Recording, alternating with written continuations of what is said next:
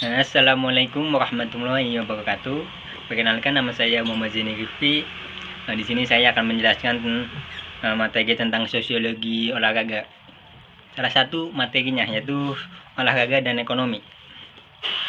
Secara umum, ekonomi adalah suatu kajian tentang pengelolaan sumber daya material individu, masyarakat, dan negara yang bertujuan untuk meningkatkan kesejahteraannya.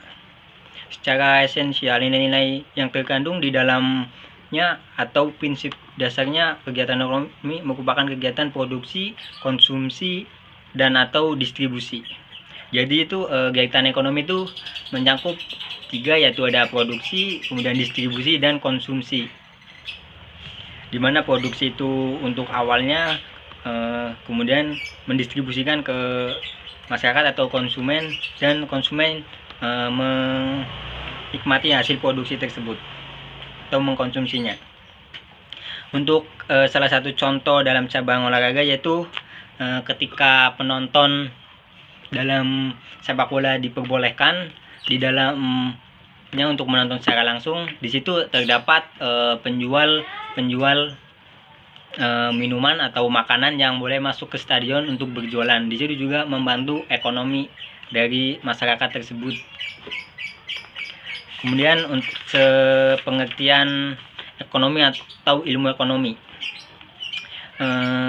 Pengertian ekonomi berasal dari bahasa Yunani yaitu oikos, yang berarti keluarga atau rumah tangga. Kemudian ada namos yang berarti peraturan atau aturan hukum. Sehingga dari kedua kata tersebut dapat diambil secara garis besar, ekonomi diartikan sebagai aturan rumah tangga atau manajemen rumah tangga. Jadi itu ekonomi merupakan aturan atau hukum dalam rumah tangga untuk menurut bahasa. Kemudian untuk pembahasan yang pertama ada pengertian ekonomi, di mana terdapat beberapa pengertian ekonomi menurut para ahli. Yang pertama, menurut Webster Dictionary dalam bukunya Country Friends 2009 halaman 5, ekonomi adalah ilmu yang mempelajari tentang produksi dan manajemen untuk kesejahteraan masyarakat, pendistribusian barang, pemenuhan kebutuhan masyarakat, dan kebijakan ekonomi. Jadi itu ekonomi ilmu yang mempelajari tentang cara memproduksi, kemudian mendistribusikan barang tersebut, dan di mana barang tersebut bertujuan untuk memenuhi kebutuhan masyarakat dan juga untuk kebijakan ekonomi. Kemudian menurut Adam Smith, ekonomi ialah penyelidikan tentang keadaan dan sebab adanya kekayaan negara. Dalam bukunya yaitu Wahana, Jack, dan Kibrandoko 1995 halaman 4, yaitu dimana ekonomi juga dapat dilihat dari suatu negara. Jadi itu negara dapat dilihat dari ekonominya bagaimana bagus atau tidaknya. Kemudian menurut Country Friends dalam bukunya pada tahun 2009 halaman 5, ekonomi adalah ilmu yang mempelajari usaha-usaha manusia untuk memenuhi kebutuhannya yang tidak terbatas dengan alat pemuas kebutuhan yang terbatas. Dimana itu manusia itu membeli barang secara terus-menerus, dimana barang yang untuk memproduksi barang tersebut itu terbatas kondisinya. Atau juga ekonomi ialah ilmu yang mempelajari perilaku manusia dalam memilih dan menciptakan kemakmuran. Jadi itu manusia untuk kemakmuran biasanya membeli barang-barang yang bagus, yang baik untuk memenuhi kebutuhannya. Kemudian menurut Mill JS, ekonomi ialah sains praktik tentang pengeluaran dan penagihan. Atau secara sains praktik itu tentang pengeluaran. Jadi itu barang dikeluarkan, kemudian manusia atau konsumen membelinya dengan uang atau barang lainnya. Dari beberapa pendapat di atas memberikan gambaran kepada kita bahwa ekonomi itu tidak sekedar tentang kelompok atau manusia dalam melakukan kegiatan, namun lebih pada adanya ikatan yang menyebabkan memiliki hubungan antara satu dengan yang lainnya, yang mempunyai kesadaran akan keberadaan di tangan-tangan individu. Lebih spesifik, ikatan yang dibangun adalah untuk memenuhi kebutuhan-kebutuhan yang diperlukan dalam kegiatan sehari-hari, yaitu barang dan diproduksi itu kemudian dikonsumsi oleh masyarakat untuk memenuhi kebutuhannya sehari-hari. Kemudian ada contoh kegiatan ekonomi dalam olahraga, yaitu dalam sebuah event olahraga itu dibutuhkan namanya pendanaan atau uang, dimana biasanya uang tersebut didapat dari sponsor.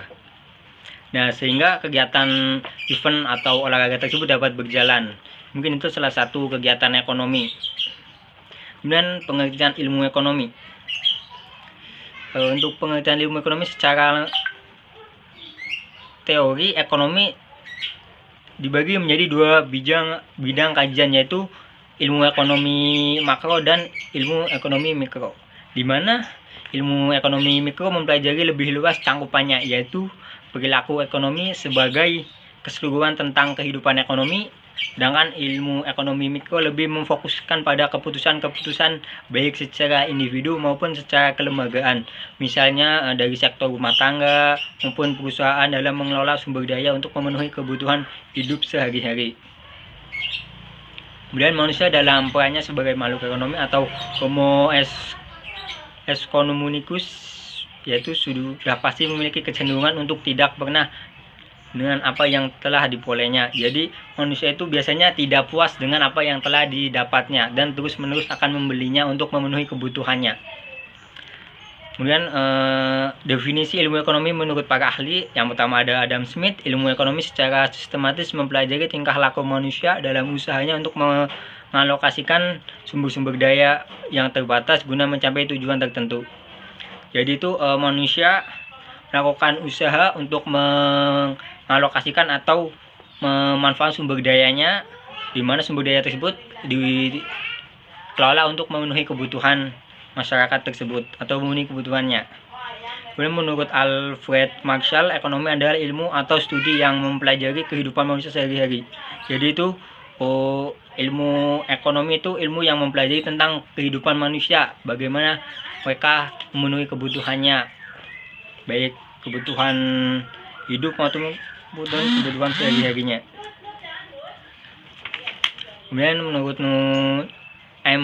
Manulang 2002, 98, ilmu ekonomi adalah suatu ilmu yang mempelajari masyarakat dalam upaya untuk mencapai kemakmuran suatu keadaan, di mana jadi itu manusia membeli barang atau produk untuk memenuhi kemakmuran hidupnya, di mana kemakmuran suatu keadaan di mana manusia dapat memenuhi kebutuhannya, baik barang-barang maupun jasa. Dan itu beberapa pengertian, ya masih banyak lagi. Kemudian ambil kesimpulan dari kesimpulan di atas itu, ilmu ekonomi adalah suatu ilmu dalam kajian yang mempelajari tentang perilaku manusia yang berkaitan dengan pengelolaan dan pemanfaatan sumber daya alam sehingga dapat memenuhi kebutuhan hidupnya sehari-hari. Jadi itu ilmu adalah kajian atau ilmu yang mempelajari tentang perilaku manusia dalam pengelolaan dan pemanfaat sumber daya. Jadi itu manusia memanfaat dan mengelola sumber dayanya untuk memenuhi kehidupan sehari-hari. Kemudian ada nilai ekonomi dalam olahraga. Nilai ekonomi dalam olahraga sebagai berapa banyak olahraga tersebut disukai banyak orang yang memiliki nilai hiburan tinggi sehingga menghasilkan uang. Jadi apabila olahraga yang banyak diminati masyarakat akan mendapatkan banyak uang, bisa melalui sponsor ataupun penjualan tiket dalam event-event olahraga. Konsumerisme. Kata konsumsi berasal dari bahasa Inggris, yaitu consumption, yang berarti memanfaatkan, menggunakan atau menikmati sesuatu yang bersifat material maupun non material. Konsumsi juga merupakan proses sosial sebagai bagian dari integral dari sistem sosial yang dipakai untuk bertindak dan menjadi bagian dari kebutuhan sosial untuk berhubungan dengan orang lain melalui peraturan yang berbeda-beda. Berikut alasan mengapa orang membeli sesuatu. Yang pertama, untuk memenuhi kebutuhan materinya, kemudian untuk memenuhi kebutuhan psikis, dan ketiga untuk menampilkan display atau penampilan. Untuk alasan pertama dan dua merupakan sumber kebutuhan sebagai individu, yakni contohnya makan, pakaian, tempat tinggal, atau sebagai tempat rekreasi. Kemudian sementara alasan ketiga lebih berkaitan tentang tuntutan masyarakat atau kebutuhan gaya hidup. Kemudian ada konsumerisme olahraga, yaitu salah satu kegiatan masyarakat. Konsumerisme adalah hanyut dalam permainan, misalkan dalam olahraga sepak bola, maraton, pusat hiburan, senam, dan lainnya. Yaitu kecanduan masyarakat akan kegiatan olahraga. Jadi saat mengalami sesuatu masalah, saat kita berolahraga dapat menghilangkan masalah tersebut saat kita melakukan kegiatan olahraga, ataupun saat kita melihat atau menyaksikan kegiatan olahraga, itu dapat menghilangkan perasaan yang tidak baik sementara.